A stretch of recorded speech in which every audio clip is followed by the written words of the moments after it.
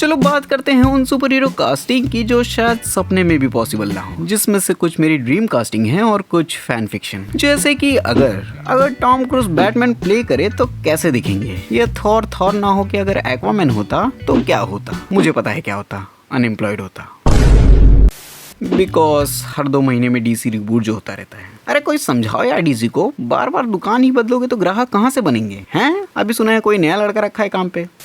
शुरू करते हैं टॉम क्रूज से कि अगर टॉम क्रूज ना हो कि ग्रीन लैंटर्न होते तो कैसे लगते हैं। कुछ ऐसे लगते हैं। सूट तो कर रहे हैं भैया, एक मास्क के साथ दिखाना तो। ये लो दीदी, हाँ ये बढ़िया लग रहे हैं, पैक कर दो। जैसी पर्सनालिटी है टॉम क्रूज की, वो सूट करती ग्रीन लैंटर्न के रोल में। नहीं, मेकर्स को सिर्फ एक चेंजेस करना पड़ता है, एक यंग ग्रीन लैंटर्न ना दिखा के एक्सपीरियंस दिखाना पड़ता। Because Tom Cruise already age में बड़े हैं, है ना। तो ग्रीन लैंटर्न का यंग एंगल जबरदस्ती का फील होता। और एक मैच्योर स्टोरी अच्छी भी लगती ग्रीन लैंटर्न की, कि ग्रीन लैंटर्न लड़कीबाज ना हो के जिम्मेदार है। शायद मूवी ऐसे स्टार्ट होती कि टॉम क्रूज को ग्रीन लैंटर्न बनने ऑलरेडी काफी टाइम हो चुका है और कई सालों से अर्थ को बचा रहे हैं, जैसे सुपरमैन स्टार्ट हुई थी। पता नहीं कब एक प्रॉपर ग्रीन लैंटर्न मूवी देखने मिलेगी। बन जाएगा।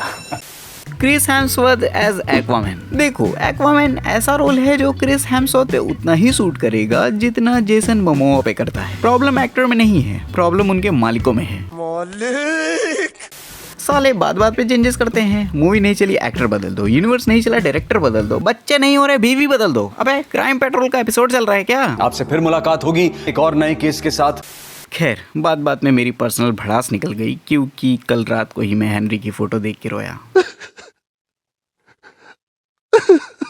हाँ, तो मैं कहा था क्रिस हेम्सवर्थ एज एक्वामैन, जो कुछ ऐसे लगते हैं। जरा लंबे बाल में दिखाना तो। समझ गया, एक 32 लोग का अंगूठा पट्टी है। हाँ, ये हुई ना बात, ये जम रहे हैं अब। वैसे मैंने सुना है एक्वामैन लड़कियों के साथ साथ मछलियों का भी शौकीन है। मतलब अरे वो मछलियों के साथ भी पकड़े गए थे ना। सोचो जेन फॉस्टर की जगह क्रिस हेम्सवर्थ एक डॉल्फिन पे लाइन मार रहे हैं। चलती क्या? मेरे कमरे में या तेरे कमरे में? हेम्सवर्थ अच्छे लगते इस रोल में, बस ज्यादा दिन टिक नहीं पाते और फिर उन्हें नई जॉब ढूंढनी पड़ती। अब मेरी personal favourite, Shahrukh Khan as doctor Doom variant. जैसा कि एसआर के और मार्वल के नाजायज संबंध की अफवाह आती ही रहती है कि अब दिखने वाले हैं, बस दिख ही गए समझो। अरे कब दिखेंगे? साला आंखें तरस गई एसआर के को हॉलीवुड मूवी में देखने के लिए। और मार्वल ऐसे टाइम पे चल रहा है ना जो किसी को भी दिखा सकता है मूवी में। नंदू को भी। नंदू हॉस्पिटल के सामने खड़े होकर फूफू कर रहे।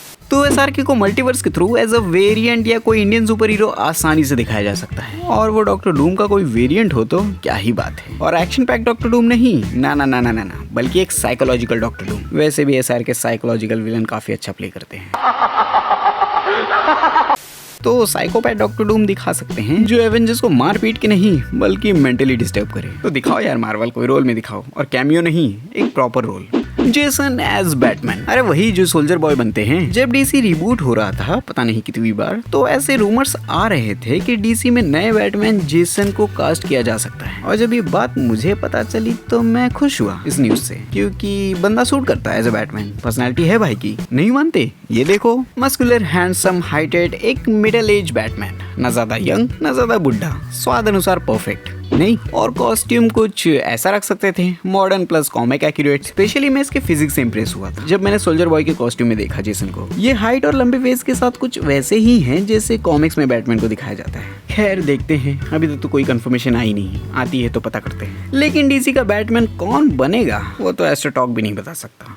अब बैटमैन की बात कर ही रहे हैं तो लगे हाथ अपने टॉम भाई की भी बात कर लेते हैं। Tom Cruise as a Batman तो उतने सूट नहीं करते हैं, क्योंकि वो जब भी एज अ बैटमैन स्क्रीन पे दिखते तो हम उन्हें बैटमैन कम और टॉम क्रूज ज्यादा देखते हैं कि पता नहीं कब मास्क निकाल के खलीफा पे चढ़ने लगे। I mean, बुर्ज खलीफा पे चढ़ने लगे। क्योंकि टॉम क्रूज एक स्टार है और स्टार के साथ ये प्रॉब्लम होती ही है, हम जल्दी उन्हें दूसरे रोल्स में एक्सेप्ट ही नहीं कर पाते। हर कोई उन्हें जानता है। उनकी प्रॉब्लम ही ये है कि वो कुछ ज्यादा ही फेमस है, तो एज अ बैटमैन अडैप्ट कर पाना थोड़ा मुश्किल होता। चेहरा देखते ही बैटमैन कम और मिशन इम्पॉसिबल का बैकग्राउंड स्कोर ज्यादा सुनाई देता। Henry as a Wolverine. और जब मैंने पहली बार हेनरी को एज अ वुल्वरीन देखा तो दिमाग में एक ही चीज आई, ये तो फ्रेंच सिनेमा है।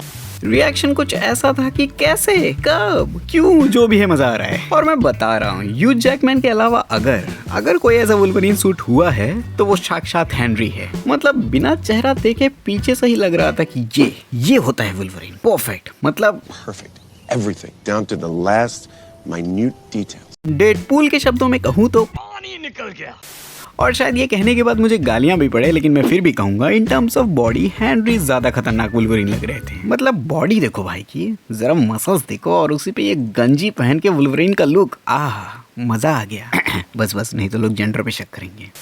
और ये तो कोई फैन फिक्शन भी नहीं था, मार्वल ने खुद फैंस की सुनी और हेनरी को दिखाया, बताया अगर तुम लोग पसंद करते हो तो हेनरी को हम आगे भी दिखाएंगे। और डेडपूल ने तो कॉन्ट्रैक्ट भी ऑफर कर दिया और हम आपको उन सड़क छाप चिंदी चोर प्रोड्यूसर से बेटर डील देंगे। तो और दिखाओ यार हेनरी को, मजा आएगा। Henry as a Wolverine fight करते हुए थिएटर में तो देख के माहौल बन गया था। तो जनता लोग, वीडियो अच्छी लगी हो तो अपनी ड्रीम कास्ट कमेंट्स में बताओ कि किस एक्टर को किस रोल में देखना चाहते हो। साथ ही कभी सोचा है रावण और जीवन का कॉस्ट्यूम बनाने के लिए कितने पैसे खर्चे हुए होंगे? तो इस वीडियो पे क्लिक करो, आज बताता हूँ तुम्हें। और सब्सक्राइब।